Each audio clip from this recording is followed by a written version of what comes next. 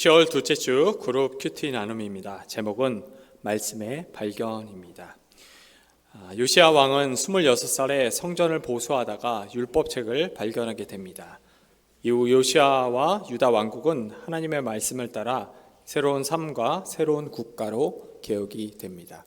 아마 이 요시야 왕 이야기도 어렸을 때부터 우리가 한 번쯤 들어봤을 만한 그런 왕의 이름이 아닌가 싶습니다.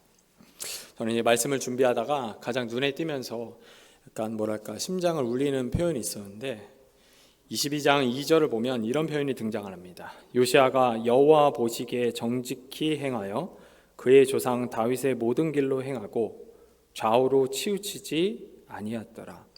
여러분, 열왕기 하는 하나님 앞에서 끊임없이 범죄를 저질렀던 왕들의 이야기가 기록되어 있습니다. 근데 그 중에 소위 성군이라고 하는 왕이 등장하는 게 바로 요시야였고, 그를 향한 평가가 이렇게 떨어집니다. 여호와 보시기에 정직하였고 좌로나 우로나 치우치지 아니하였다. 요시야 왕이 어떤 일을 했는지 이제 우리 내용을 하나씩 살펴보도록 하겠습니다. 1번, 요시야 왕이 온 백성과 더불어 성전 보수를 시작합니다. 첫 번째 질문입니다. 요시야가 왕이 된 지 18째 해에 단행한 일은 무엇입니까? 우리 3절부터 5절인데요. 제가 한번 읽어보겠습니다. 요시야 왕 18째 해에 왕이 무슬람의 손자 아살리야의 아들 서기관 사반을 여호와의 성전에 보내며 이르되, 너는 대제사장 힐기야에게 올라가서 백성이 여호와의 성전에 드린 은 곧 문 지킨 자가 수납한 은을 계산하여 여호와의 성전을 맡은 감독자의 손에 넘겨 그들이 여호와의 성전에 있는 작업자에게 주어 성전에 부서진 것을 수리하게 하되. 요시야가 왕이 된 지 18째 해에 단행한 일은 요시야 왕이 성전 보수를 위해 모금을 하고요, 그리고 사람을 세워 부서진 성전을 보수하게 했다는 것입니다. 요시야는 8살이라고 하는 어린 나이에 왕이 됩니다. 그리고 18년이 지난 26살이 된 해죠. 그때 성전 보수를 시작합니다. 성경을 가만히 보면 성전 보수는 본래 왕의 일이었다고 합니다. 그런데 실제로 성전을 보수하는 왕은 요시야와 그리고 이름이 비슷했던 요아스밖에 없다고 이야기를 합니다. 그래서 이 둘 왕은 자주 비견되고 한다고 하죠. 예를 들어서 오늘 본문에 등장한 왕이 요시야입니다. 제가 이거 강조하는 이유가 이름이 헷갈립니다. 요시야, 요아스. 저만 그런 게 아니라 목사님들도 대부분 헷갈려 하시더라고요. 저는 기억하는 이유 중 하나가 초등학교 때 퀴즈가 나왔는데 요아스를 과자 이름 외아스로 해갖고 틀렸지만 기억한 적이 있습니다. 그래서 보면은 요시야, 오늘 주인공 요시야는 8살의 왕이 되었고요. 요아스도, 외아스가 아니고 요아스도 7살의 왕이 되었다고 합니다. 그리고 요시야가 26살 젊은 나이에 성전을 보수한 것처럼 요아스도 30살에 성전을 보수했다고 합니다. 특별히 요시야는 자신보다 먼저 성전 보수를 진행했던 요아스를 따라서, 요아스가 했던 그 모범과 규례를 따라서 성전을 보수했다고 이야기를 합니다. 그래서 어떤 이들은 요시야의 성전 보수가 요아스의 부족한 개혁을 완성하려는 것과 같았다라고 이렇게 이야기를 하고 있습니다. 우리 두 번째 질문 한번 살펴보겠습니다. 요시야가 성전 보수 작업자들에게 맡긴 은을 회개하지 않은 이유는 무엇입니까? 우리 6절과 7절인데요. 이것도 제가 한번 읽어보겠습니다. 곧 목수와 건축자와 미장이에게 주게 하고 또 제목과 다듬은 돌을 사서 그 성전을 수리하게 하라. 그러나 그들 손에 맡긴 은을 회개하지 말지니 이는 그들이 진실하게 행함이니라. 요시야가 성전 보수 작업자들에게 맡긴 은을 회개하지 않은 것은 성전 보수 작업자들이 진실했기 때문이라고 오늘 본문의 말씀이 이야기를 하고 있습니다. 요아스 왕도 성전 보수를 할 때 은을 일하는 자들에게 주고 재정 집행을 감시하거나 또는 나중에 사후 처리로 계산하지 않았다고 합니다. 이렇게 한 것은 성전 보수 작업자들이 진실했기 때문이라고 성경이 얘기하고 있습니다. 그러니까 성전 보수를 위해 모인 사람들은 성전 보수를 거룩한 일이라고 생각했고, 그래서 어떤 사리사욕을 앞세우지 않았다는 것이죠. 제가 말씀을 묵상하면서 이게 돈 앞에서 이게 가능할까 많이 이제 고민을 좀 했습니다. 요즘 대학생들은 아닌 것 같은데 제가 대학을 다닐 때만 하더라도 제자훈련을 꼭 받지 않는다고 하더라도 항상 교회에서 아니면 학교에서 아니면 선교단체 이런 데서 꼭 강조하는 게 있었는데 그중 하나가 돈이었습니다. 돈, 성, 명예, 여기에 반드시 넘어지기 때문에 대학생 때부터 이거를 강조하면서 정말 기준을 세워라 이렇게 얘기를 했어요. 근데 이제 살다 보니까 넘어지는 분들이 너무 많은 거예요. 제자 훈련을 받아도 돈 앞에서 넘어지고 명예 앞에서 넘어지고, 그리고 이게 가능할까 이렇게 묵상을 하는데 제가 한 가지 놓친 게 있더라고요. 성령이 함께 하시면, 하나님이 함께 하시면 우리가 한 마음이 될 수 있고 우리가 그 앞에서 우리의 노력이 아니라 성령의 인도하심으로 이겨낼 수 있다는 거죠. 오전에 이제 담임 목사님 설교하실 때 이렇게 새 생명을 전도하기 전에 옥하는 목사님이 회개를 먼저 했다고 하잖아요. 우리가 하나님 앞에 선다는 것은 회개를 가리키고 그 회개는 성령 충만함과 같이 가는 거죠. 만약 여기 나타났던 백성들이, 하나님의 백성들이 성령에 충만했다면 돈 앞에서 당연히 이겨내고 승리했으리라고 생각이 됩니다. 나눔 1입니다. 요시야는 왕으로서 신뢰의 지도력을 보였고 성전 작업자들은 정직과 충성으로 응답했습니다. 우리 공동체가 지금 보수해야 할 성전 또는 하나님 나라 사역이라고 할 수 있는 것은 무엇이 있을까요? 또는 우리가 주께 받은 사명을 어떤 모습으로 감당하고 있는지 서로 나눠봅시다 라고 되어 있습니다. 우리 두 번째입니다. 요시야가 성전을 보수하다가 율법책을 발견합니다. 첫 번째 질문이죠. 성전에서 발견된 율법책을 읽은 요시야는 어떻게 반응합니까? 우리 이 말씀은 같이 한번 읽어보겠습니다. 8절부터 대제사장 hil기야가 서기관 사반에게 이르되 내가 여호와의 성전에서 율법책을 발견하였노라 하고 hil기야가 그 책을 사반에게 주니 사반이 읽으니라. 서기관 사반이 왕에게 돌아가서 보고하여 이르되 왕의 신복들이 성전에서 찾아낸 돈을 쏟아 여호와의 성전을 맡은 감독자의 손에 맡겼나이다 하고 또 서기관 사반이 왕에게 말하여 이르되 제사장 hil기야가 내게 책을 주더이다 하고 사반이 왕의 앞에서 읽음에 왕이 율법책의 말을 듣자 곧 그의 옷을 찢으니라. 아멘. 성전에서 발견된 율법책을 읽은 요시야는 율법의 말씀을 듣자마자 옷을 찢고 회개했습니다. 통상 성전에는 율법책이 있고요. 제사장들은 그 율법책을 따라서 백성들을 가르쳤다고 합니다. 그러니까 율법책을 따라서 왕은 백성들을 통치하고 율법책을 따라서 제사장들은 하나님께 제사, 예배를 드렸다는 거죠. 그래서 요시야가 성전에서 율법책을 발견했다는 것은 놀랄 만한 사건이 아니어야만 합니다. 근데 문제는 지금까지 그 율법책의 존재를 몰랐다가 발견한 거죠. 그럼 이런 질문이 던져지겠죠. 지금까지 제사장들은 무엇을 하고 있었을까?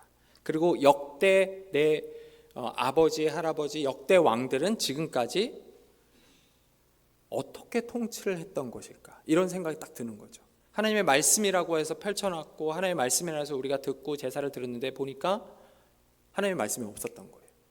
그래서 요시야가 하나님의 말씀을 읽고 충격을 받고 이것은 죄구나, 우리가 하나님의 뜻과 관계없이 살았구나 하면서 옷을 찢었다고 합니다. 여러분, 옷을 찢는 행위들은 요나서에 나온 것처럼 국가 전체가 하나님 앞에서 회개할 때 나타내는 모습입니다. 그러니까 요시야는 하나님 말씀 앞에서 경외, 사랑과 두렵고 떨림이 있었던 거죠. 그리고 죄가 보였기 때문에 하나님 앞에서 엎드렸던 거죠. 제가 성경 이렇게 말씀을 준비할 때 보니까 학자들은 이런 얘기를 합니다. 하나님의 말씀이 아마도 신명기 아니면 율법 토라, 그러니까 모세오경 전체였는데 이게 성전에 헌금을 하는 그 기구 바로 옆에 있었다는 얘기를 합니다. 그러면서 이런 질문이 있더라고요. 알면서도 모른 척 했던 걸까? 아니면 계속 그냥 지나가다 보니까 모르고 넘어간 걸까? 그러니까 헌금함이 있으면 그 옆에 하나님 말씀이 있었던 거죠. 그리고 하나님 말씀이네 하고 봐야 되는데 그냥 넘어간 걸까? 아니면 일부러 그냥 넘어간 걸까? 아니면 아예 몰랐던 걸까? 이런 질문이 던져집니다. 여러분, 이제 조금 있으면 종교개혁주일이죠. 헬로윈데이하고 종교개혁주일이 겹쳐서 각 교회마다 막 이거 가지고 막 씨름을 하는데, 종교개혁주의를 하면 가장 먼저 떠오르는 인물이 아마 루터일 겁니다. 교회를 안 다니고 이제 역사책을 좋아하시는 분들도 루터를 꼭 아는 것처럼 우리들 루터의 이름을 잘 알고 있습니다. 중세 교회, 중세 서방 교회의 타락한 실정으로부터 이건 아니다, 오직 하나님의 말씀만이, 그리고 의인은 오직 믿음으로만 구원을 얻을 수 있다라고 하는 루터의 종교개혁, 우리가 이거 한 번쯤은 알고 있을 겁니다. 근데 여러분, 루터 이전에 종교개혁을 일으키려고 했던 아주 유명한 두 명의 믿음의 선배들이 있습니다. 한 분이 존 위클리프고요, 다른 한 분이 얀 후스라고 하는 분입니다. 이 두 분 다 하나님의 말씀을 들어서 중세 교회가 무엇을 잘못하고 있는지를 얘기를 했어요. 존 위클리프는 성경을 번역해서 백성들, 그러니까 당시에 이제 일반 성도들도 볼 수 있게끔 하려고 했고요. 얀 후스도 같은 것들을 했죠. 근데 중세 교회는 지금까지 지켜오던 전통을 꽉 잡고 있었고, 지금까지 지켜왔던 그 전통 속에서 모아지던 수많은 돈, 황금들, 금은보화, 그리고 그걸 계속 지켜나가려고 했던 위계 질서들을 버릴 수 없기 때문에, 특별히 얀 후스 같은 경우에는 불에 타서 죽습니다. 얀 후스에서 이 후스는 거위를 뜻합니다. 그래서 얀 후스가 불에 타 죽을 때 아주 잘 알려진 말을 한마디를 하고 죽죠. 거위, 너희는 지금 거위를 불에 태워 죽이지만 100년 뒤에 나타날 백조는 너희가 어찌할 수 없을 것이다. 그 백조가 루터였던 것입니다. 그러니까 이 모든 사람들은 한 가지를 강조하는데, 그게 뭐냐면 하나님의 말씀이란 거예요. 중세교회가 아무리 크고 뛰어나다고 할지언정 하나님 말씀 없이 살아갔기 때문에 어떤 면에서 하나님이 우리에게 종교개혁이라는 것을 허락하신 게 아닌가라는 생각이 듭니다. 마찬가지로 요시아도 하나님의 말씀을 발견하고 나서 이건 아니다 하면서 국가개혁을 일으키려고 했던 것이죠. 두 번째 질문 보겠습니다. 왕이 선지자를 통해 하나님의 뜻을 묻자 하나님은 뭐라고 말씀하십니까? 13에서 17절인데요. 제가 한번 읽겠습니다. 너희는 가서 나와 백성과 온 유다를 위하여 이 발견한 책의 말씀에 대하여 여호와께 물으라. 우리 조상들이 이 책의 말씀을 듣지 아니하며 이 책에 우리를 위하여 기록된 모든 것을 행하지 아니하였으므로 여호와께서 우리에게 내리신 진노가 크도다. 이에 제사장 힐기야와 또 아히감과 악볼과 사반과 아사야가 여선지자 훌다에게로 나아가니 그는 하라스의 손자 디과의 아들로서 예복을 주관하는 살룸의 아내라. 예루살렘 둘째 구역에 거주하였더라. 그들이 그와 더불어 말하며 훌다가 그들에게 이르되 이스라엘 하나님 여호와의 말씀이 너희는 너희를 내게 보낸 사람에게 말하기를 여호와의 말씀이 내가 이곳과 그의 주민에게 재앙을 내리되 곧 유다 왕이 읽은 책의 모든 말대로 하리니 이는 이 백성이 나를 버리고 다른 신에게 분향하며 그들의 손의 모든 행위로 나를 경노하게 하였음이라. 그러므로 내가 이곳을 향하여 내린 진노가 꺼지지 아니하리라 하라 하셨느니라. 왕이 선지자를 통해 하나님의 뜻을 묻자 하나님은 유다 백성이 하나님을 떠나 다른 신을 섬겼기 때문에 하나님의 진노가 꺼지지 않을 것이라고 지금 말씀하고 있습니다.